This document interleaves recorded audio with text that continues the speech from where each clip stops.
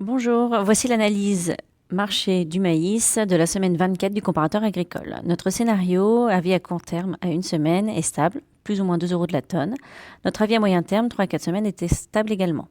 La stratégie possible, conserver les poutres échéance novembre 2019, prix d'exercice à 165 € de la tonne, à 3,50 € de la tonne. Prix actuel du poutre, 2 € de la tonne. Attendre pour vendre le physique. Le maïs américain a fortement reculé la semaine précédente sur Chicago, en venant clôturer à 4,4225 $ du boisseau. Malgré cette correction, le maïs reste sur des niveaux de prix relativement élevés. La céréale est lestée par des ventes techniques pour profiter de ces prix qui n'avaient plus été enregistrés depuis longtemps.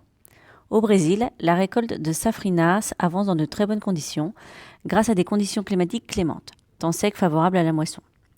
Au niveau national, la récolte atteignait 10% et 15% dans le Mato Grosso, le principal état producteur de safrina.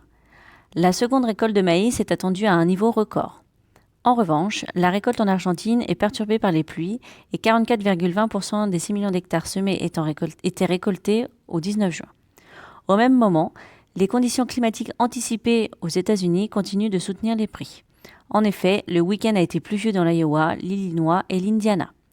Qui plus est, la NOAA anticipe un mois de juillet plus doux et plus frais que la normale dans le centre du Midwest, ce qui ne permettrait pas d'améliorer les perspectives de rendement américain ou d'accélérer le développement des cultures.